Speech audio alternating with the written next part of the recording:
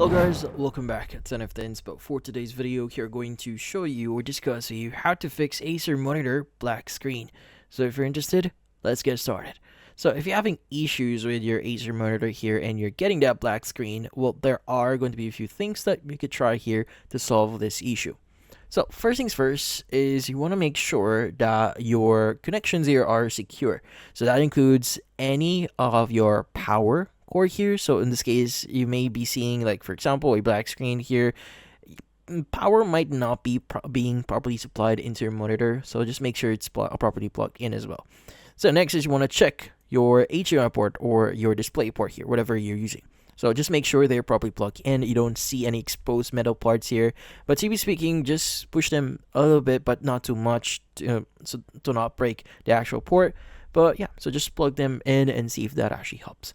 Also, you may want to try a different port here. So if you do have an extra port on your monitor here, try that one as well. And also same thing for your PC or whatever you're using, like a laptop. So switch over to a different port as well and see if that actually helps.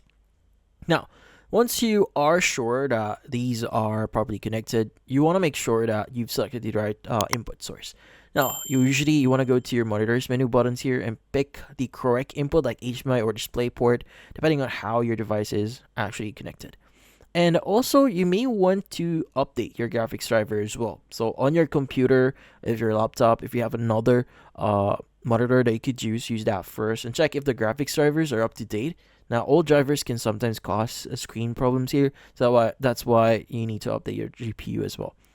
And yeah, also try a different device, like for example, connect your laptop instead of using your PC, or vice versa here. Just try another device and see if that works on the monitor and if that actually helps. So sometimes the port on your device, either in your laptop or your PC, might be the actual problem itself. So to be speaking, trying another device can rule that out. And also, you may want to basically do a power reset here. So in this case, you may want to unplug your monitor completely here, then press and hold the power button for about like 30 seconds and plug it back in and turn it on and see if that actually helps.